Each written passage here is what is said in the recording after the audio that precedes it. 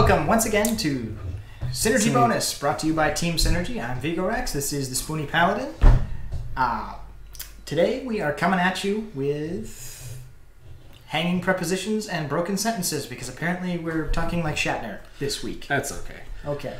We're talking about Xenoblade Chronicles for Xenoblade Chronicles for the Wii, and if you're one of those latecomers to it, the new 3DS. We're gonna focus on the Wii version of it, but this is a great game, by the way. Phenomenal. Released in North America in 2012. I don't know if you touched on that. Yep, it's released in 2012 by Monolith Soft for the Nintendo. It's part of Operation Rainfall, the 3 games that came out there, including Pandora's Tower and The Last Story. Last Story, yep. Both of which were not nearly on par with this particular offering. Out of the 3 that came out for Operation Rainfall, this is the top tier one. It's a fantasy sci-fi open world real-time combat RPG. Action RPG. Yeah. It's it's part of the larger Xeno universe to begin with. Roughly. They say it is. That means Xeno Gears and Xeno Saga, despite one being Squaresoft. Mostly they slapped the Xeno on it because the main writer, developer, idea guy behind this whole thing is also one of the main writer, developer, idea guys behind the previous Xeno works. But when this game, probably should have grabbed his name, shouldn't we? We can get that for you. Before we go on, I guess we didn't touch on this. We normally touch on this when we're drinking stuff. I'm drinking. He's not. He's on water. It's 94 degrees and humid as all get out. And I hate summer. I've had enough of it, and it's not even summer yet. Western New York, where you can have all 4 seasons in a week. Where's my snow? Oh, yeah, no. I am drinking a Leinenkugel's not even a summer shandy, an orange shandy tonight. Because he has no taste buds. This stuff is all sugar.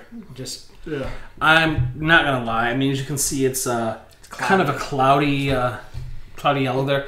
It tastes like orange juice, but alcohol. It tastes like a screwdriver.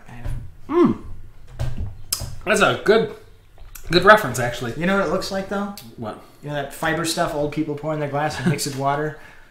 That. What is that stuff? Yeah. You know the commercial, though, right? You know what I'm talking about. Metamucil? Is that it? Looks like Metamucil. That's it. All right, back to Xenoblade Chronicles. This game was a game before he has a movement after all that Metamucil. Fuck you.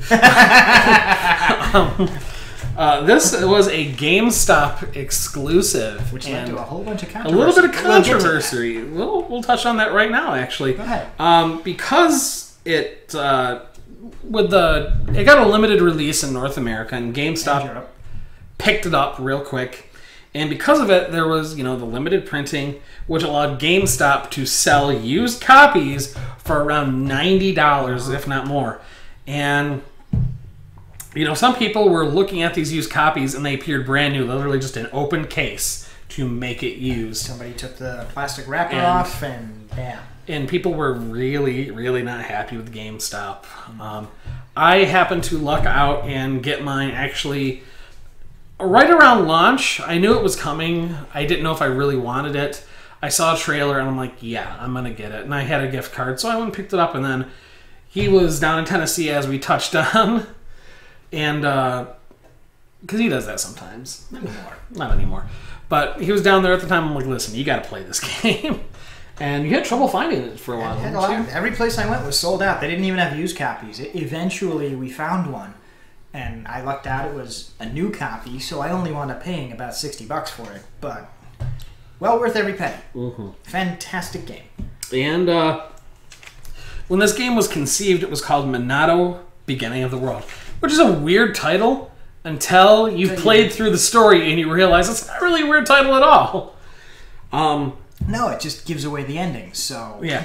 By the way, since this is a pseudo-newer game, I'm going to throw up the little thing. Spoilers from here on out. Well, maybe not from here on out if we talk about the technical aspects of the game. Well, we're going to talk about the technical aspects, but for the next... Story-wise, Story-wise, spoilers. If you lot of haven't spoilers. played it and you intend to play it, you might Stop watching now. Click over here on the tab. Click on something else. Listen to that. And then come back to us after about 120 hours. But, yes, this game is about a sword that... No. I'm going to step back because you're going to make me step back. I am. All right. Start at the beginning. Imagine you're talking to somebody who has no idea what you're talking about. Well, this kind Just of like falls... you're talking to me. This kind of falls into it with the sword and everything. In the beginning, there were these two giants, gods, were they Titans. gods? Titans, that's what they called them. One machine, one organic, just locked in an eternal battle. And they slew each other at the time. And then civilization... Life and civilization, as we understand it, flourished on their rotting carcasses. Yes. It's It's very dark, very It is Norse very... kind of. Yeah. Yeah. But the game does a great job at showing this. Like, right when you first start, you start in an event called the Battle of Sword Valley. So, we said this was a machine titan, and this was an organic one. You have the Homs, which are humans. Among a few other organic races. Yep, living on the Bionis. The Bionis is what it's called. And then there was the machine one called Mechanis, which had the... Mechon, and what was the name of the race? I don't remember. It was 60 hours into the game, and it's just a couple of years ago. I don't remember.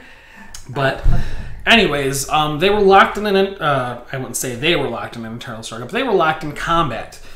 It was basically an endless cycle of war, as the infinitely more technologically advanced Mechon would fly across from the Mechanis and attack the settlements and civilizations on the Bionis, largely keeping them locked in a sort of somewhere between feudalistic, agrarian, and slightly steampunkish kind of existence. Yep. So not letting them advance at all so that they could cross over and attack them in their home on the Mechanis. So this battle was basically a big turning point for the Homs. The hero, Dunban, wielded a sword, the Monado, which could damage the machines because normal weaponry really didn't do that much to it at all. But the Monado was good at slicing them down. The problem it cost the user part of themselves. During this combat, Dunban lost the use of his... dominant arm. Yep, his right arm, right? Correct. I have to differentiate because Link's left-handed. So, and like you see, Dunban's crew, they're working with him and everything. And one of these skeevy-looking guys basically just gets murdered by the machines. It's great. It really is. I know it's a fantastic story and cinematic, and it's really well done. But your phrasing, this really skeevy-looking guy gets murdered, and it's great. I love watching him die with machine claws sticking through his abdomen. It wasn't that. It was just, you saw the guy, he was kind of cornered, and you saw all the laser beams on his face. You know he was done, and it was great. It was really wonderful, well done. Cinematic. He's just creepy. And I want to get into the music later on, but the music that plays here, it's great, it's good. And it leads into the title, and very cinematic. The score throughout the entire game is phenomenal. It is. It's a good soundtrack. But no, it's a score, not a soundtrack. Well, huge difference. But it's still the soundtrack to the game. So. Fine. But so fast forward, is it years or months later? I can't remember. Years. Dunban's lost the use of his arm, and this character Shulk is like a scientist kind of guy. An inventor is how they build him. And he's studying the blade. And it reacts to him, and he starts to have visions. He's the community tinkerer in a settlement down near the ankle of the Bionis, where the hero of this Battle of Sword Valley, Dunban, has come down and... Well, it's his home village, and he's been there recuperating because even though... he lost the use of his arm in this battle several years ago. He's still in constant debilitating pain from the injuries inflicted upon him by the Monado. Mm-hmm. to the point where he can't get out of bed most days because his useless arm hurts too much. And I'm left to wonder if that's the case, why not just amputate the stupid thing? But whatever. Drama. So his sister takes care of him. Fiora? Yes. Takes care of him. Shulk takes care of him. They visit and whatnot. Shulk's buddy has a buddy, Ryan, who...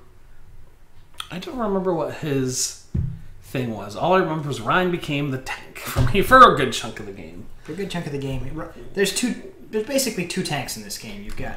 3. There's basically 2 tanks. 3. There are actually 3. And if you really want to get fussy, Shulk is a balanced character. You can turn him into a tank. Okay. And if you really want to get fussy, there are ways to turn Ricky into a tank. But functionally, you're only going to use one of these 2 tanks throughout the game. Rain is the I stop punches with my face tank, and Dunban is the you can't hit me tank. And then Ricky's the tank, too. Yeah. Well, you can use Fiora as a tank when you get her. Yeah. I really didn't use Fiora when I got her back. Yeah. Anyways, speaking of Fiora, Shulk and Fiora are on a little date. And oh, by the way, the voice acting in this game is great. It's British as hell, but it is great. And there's nothing wrong with that. And it's not like real British. It's theatrical British for Americans' benefit. And then there's the one guy. He's just so cockney. It hurts sometimes, but it's good. Anyways, they're on a date, and then they see a machine fly by, and then they go to town and investigate. And the machine's attacking the town, naturally. And Shulk had a vision earlier of a machine with a face with bloody claws and whatnot. And his little girlfriend there, Fiora, happens to hop into a mech to start defending the town. And this big metal machine comes down and just skewers her, and then just kills her right there. To make a long story short, this leads to Shulk realizing that he can use the Monado to defeat and damage mechons without penalties. He doesn't suffer that debilitating loss. He can use it to see the future, and that kind of goes through the rest of the game. It's like Shulk is your main kill the machine character until you gain weapons later. He's not very good against biological opponents, but anytime you run into a mechanical opponent, you better have Shulk out and active in your party, or you're in for a long, hard slugfest. Yep, and this game was one of the few games where you could remove your main party member.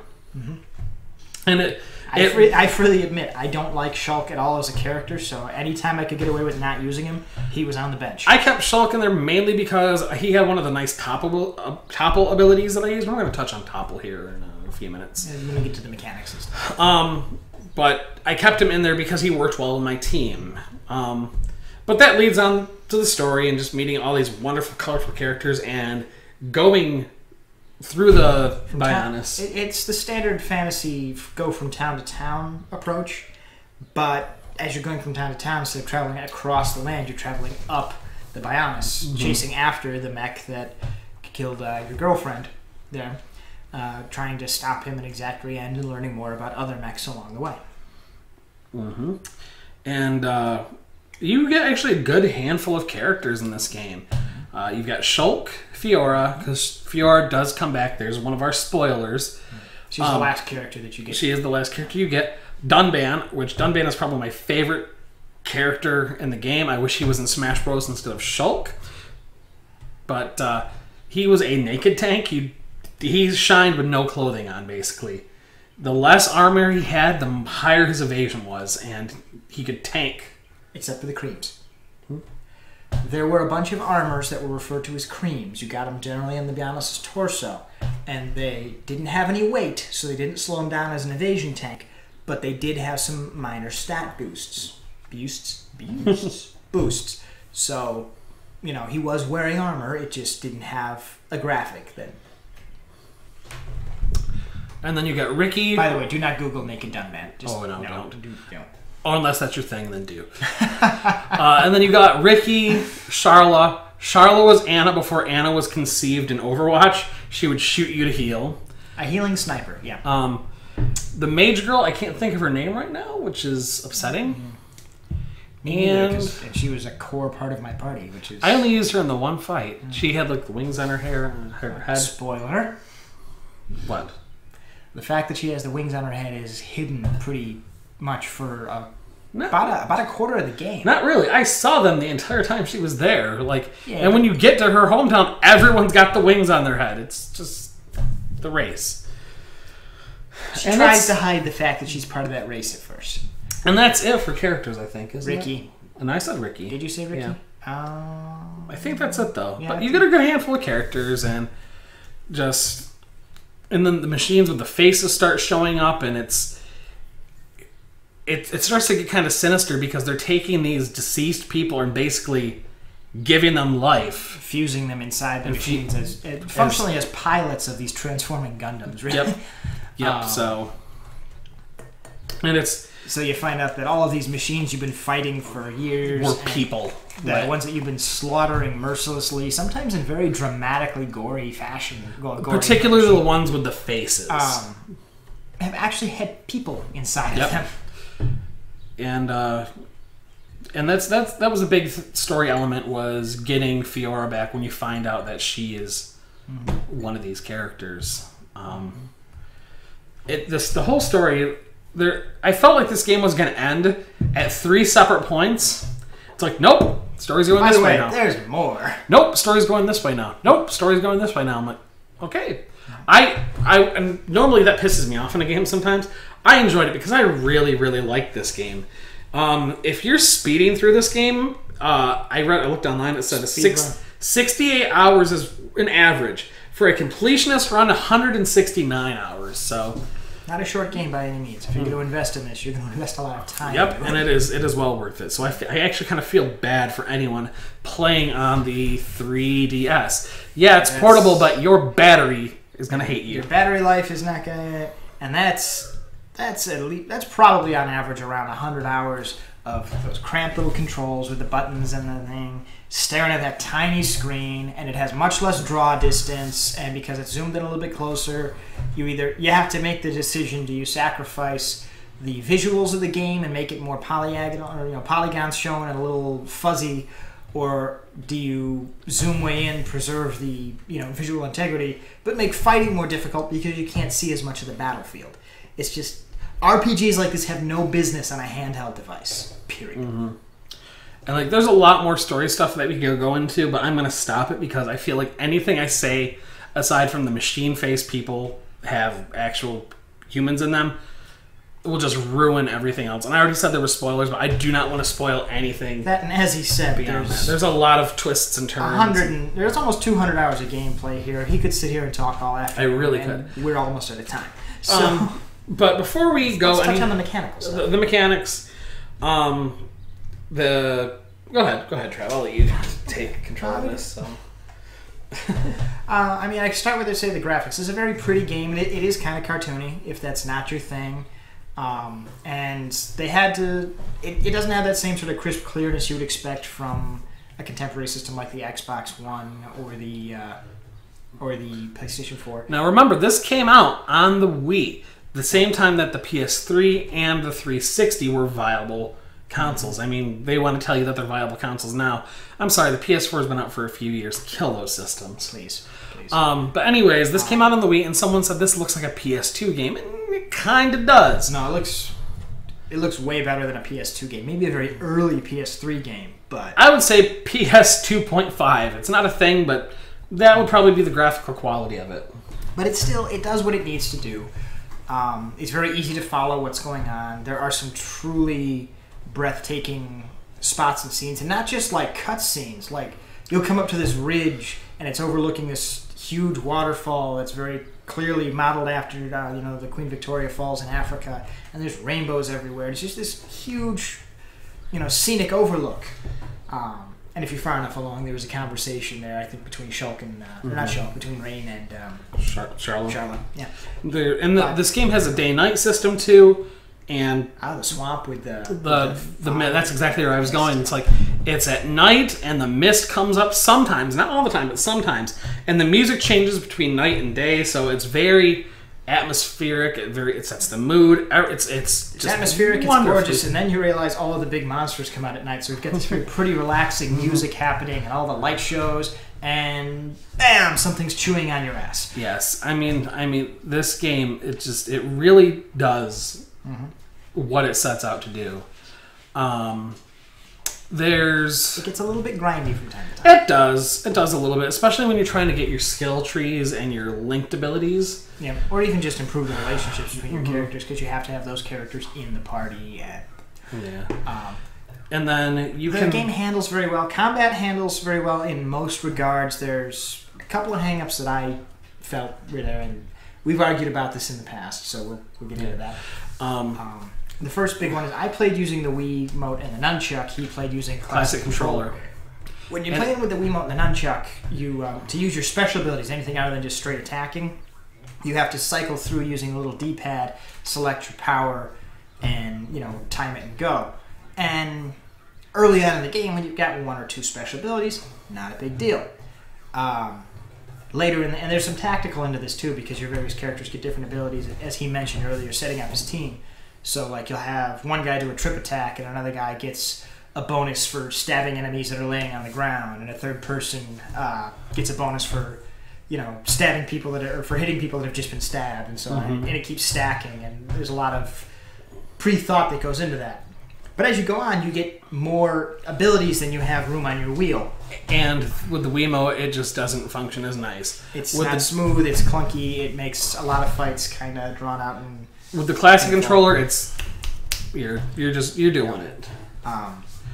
And it does require that you step back from time to time and reevaluate your party and look at what your abilities do, and make sure that you can chain them appropriately for maximum damage. Otherwise, you're not getting through a lot of these boss fights. Well, you can, but you might struggle. There's certain machines, yet toppling them is essential. Mandatory. Yep. And it buys you time more than anything. It allows you to get that extra little bit of damage. Speaking of extra damage and bonuses and stuff, this game has a gem system and a gem crafting system. And your character relationships and whatnot depends on the quality of the gems, because Shulk will do the gem thing, and whoever you have with you gives you a bonus to it, like this or that, I think, depending on what type of gem you're trying to craft. Like with Ryan, you get a bonus to Fever, and I think Fever produces more gems or higher quality ones. Higher quality gems. So I would often get like way higher quality gems early on in the game, because Ryan was my primary tank for the longest time. Until he discovered Dunban. Until I really discovered how to use Dunban. And I would still bring Ryan into the party so I could do the stuff with him with the gems. And combat was a joy. For me, at least. I know Trav struggled with the controller. Well, until I figured it out a little bit more. Mostly I just set up Rain and Charlotte to complement each other. And then I took control of Ricky, because Ricky, I mentioned he can tank earlier, but he really shines as your debuff applying support character. He's the one that has the stuns and the poisons and the trips and so on.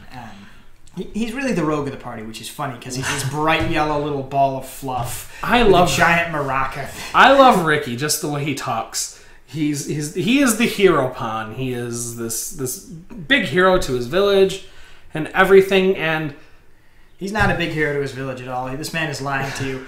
The village has a tradition of appointing a hero every year, and the hero's job is to go out into the woods and take care of monsters and do, other dangerous things, and they quite often don't come back.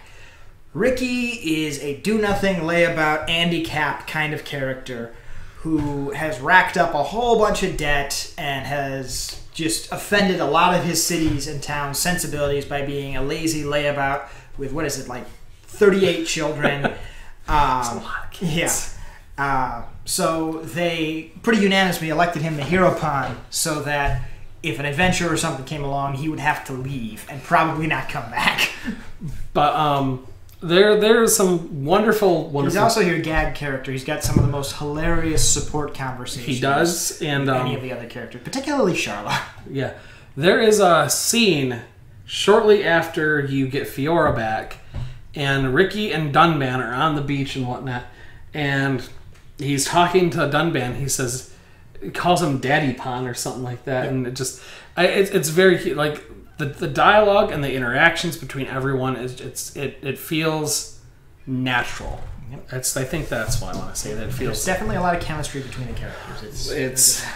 You can tell that this was really... Storytelling elements get like 5 out of 5 spoonies on this. It's a fantastic thing. You can tell this was a labor of love. I mean, you really could.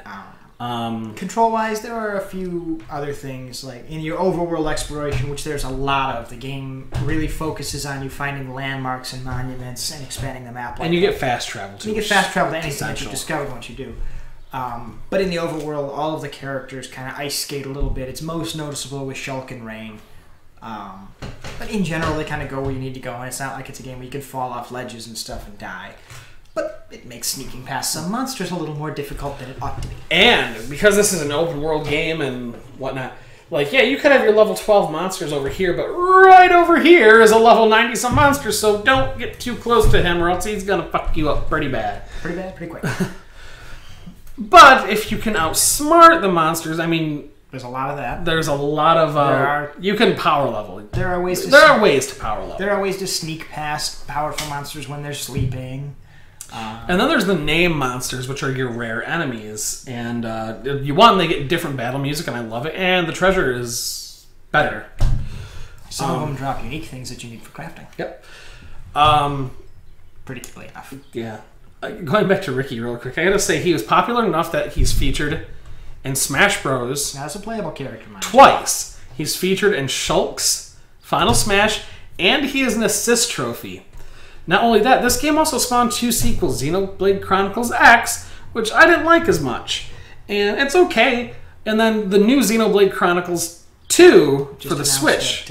On the Switch at E3. And the Nopon are in there, so, I mean, this little race of creatures... This race of creatures is basically their Moogle. Who ordered a mascot character? I did. But the game, it really does play very, very well. There are, like you were saying, there's a little hang-ups here and there, but for the most part... A lot of it is just that the Wii U was still new tech. The Wii was still new tech at the time? No, the Wii was on its way out. It was on its way out, but it had been around for, 5 years? It was still a lot of experimental tech. Like 2006, I think. Was fine. Wii, and this game came out 6 years later. 6 years. But all the motion controls and all that are still. There was no motion controls for me because I used the thing. So I mean, anyhow. I mean, it was a platform and a lot of stuff that people weren't used to developing on with different gimmicky crap, and they were really pushing the software just to see how far they could go with things like draw distance and so on. Speaking of draw distance and whatnot, this game, like you just said, just pushes that. And there are many times where you're on the... And they had to come up with brand new technology and programming in a lot of cases to circumvent the limitations of the hardware.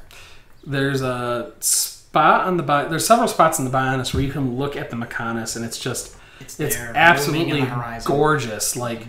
You see the blade that's stuck in the the Bionis, and like you see the glowing lights. You see that there's some activity over there. It is just wonderful. And then when they actually activate back up, oh my! Like areas become inaccessible, or new areas become accessible, and it's as the Titans start moving. Yep, it's good. And like we touched on the music a little bit. It's atmospheric. It's a huge soundtrack. I believe it's like 4 or 5 discs. Yeah. I only have a digital copy, and I like, Trav mentioned before, I like physical copies of things, and I have yet to find the physical copy. So, I mean, at a reasonable price too. That's the kicker. Yeah. But if you want a solid RPG that's kind of a little out of the norm, this is perfect. I mean, if you can find a copy of it, and you should be able to now, even if it's on the 3DS, it might not be your optimal playstyle, but you can experience the game. Yeah. And that's the important thing to take away, is the experience that this has. When I finished this game, I was disappointed that there wasn't more to it. And the game has a New Game Plus, and I started it over immediately with the New Game Plus. To be fair, I think he didn't do a lot of side quests, but... I didn't do a lot of the side quests, but... So there was more, there was more, but like... But a lot of the side quests tend to be, go to this place at this time of day and kill 12 of these monsters. Or go to this place at this time of day with this person with this heart level. And then there's hidden trees and stuff too that you can, like talent trees. Yeah, that was something that we didn't touch on, is that the characters, in addition to the different powers they get, have talent tree builds that are slightly reminiscent, in my mind, of the old talent trees from World of Warcraft. A little bit. You unlock new ones as you go along, aside from the original 3. And then you can activate and reactivate stuff. So, again, customizing your party extremely, these trees can, it's the difference between Shulk being a DPS damage dealer, your primary tank, or your off healer. Shulk is an off healer. Yeah, there's a build for that. It's not a good build, but it's a very good build. Oh, the last thing I want to touch on, and we haven't touched on it, it's a big important thing to touch on, is Shulk, or your main character, you control one character. Yeah. Period. The only time you can select different stuff is if you initiate a topple, or a chain attack, rather. I think that's what it's called. And topple would be part of the chain attack. Right. It's one status effect you could have. But but the AI in this is actually kind of dumb. Smart. I never had any issues with the AI in this game. They always were doing what I expected them to do. I don't know what this man's problem is. Well, maybe the characters I was using. Who are you using? Most of the game. I ended up finishing the game with Shulk, Dunban, and Sharla. I ended up finishing the game with Shulk, Rain, and Fiora. For the bulk of the game, I had Rain, Sharla, and Ricky. There were only a few... Although I used a lot of the little wing-headed girl whose name I can't remember. I really can't remember hers. Yeah. There were a few times where I substitute Shulk out, and I controlled her because she was our spellcaster. Yeah. Because I was controlling her, I could dictate the spells. If you're going to have a spellcaster in your party, doesn't matter if it's the wing-headed girl, if it's going to be Ricky, if it's going to be Sharla as a DPSer rather than as a healer, and even to a lesser extent as a healer, you have to be in control of that character, because they'll heal at inopportune times, or they just won't heal at all. I had a lot of situations where if I wasn't in control of Sharla, she'd stand back trying to DPS even though all of her special abilities were heal focused, and I was deep into her healing tree.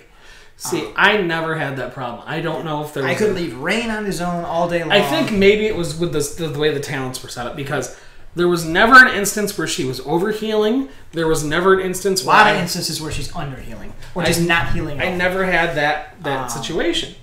For the most part... I never had to worry about Dunban. I could leave him on autopilot all the time. The wizard girl is the caster. Like, if I wasn't controlling her, she would run up and start meleeing. I agree with that. But for the most part, I've never had any issues with any of the NPCs just screwing up my playstyle. Like, everything worked out very well.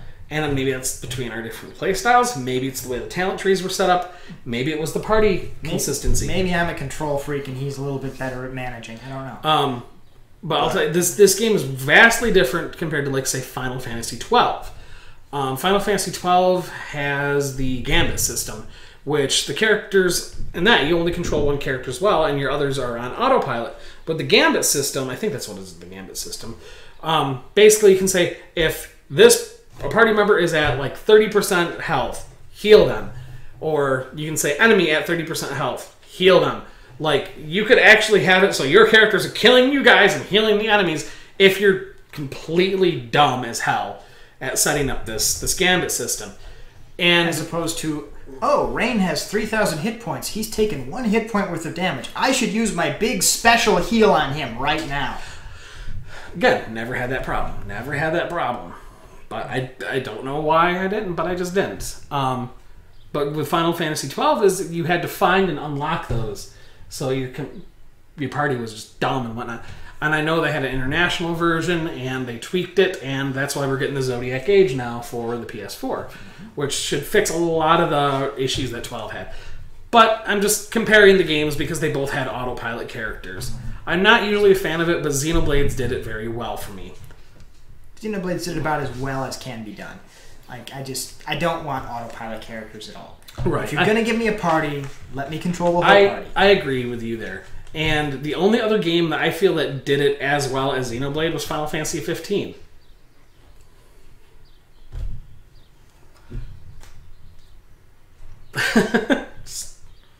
I'm just going to leave it there because 15 is its own. It's a contentious topic. It's its own beast. I mean, I hated this game until I actually really got into playing it. I did enjoy it, but as far as like the autopilot characters and stuff, Xenoblade did it better. Yeah. Xenoblade just did it better, hands down. But in comparison to 15 and 12, we'll say 15 did it better. But like Trav said, you should never have autopilot characters. There's a few other games that do it. I think like the Tales of series, at least the Tales of Destiny, I believe it did.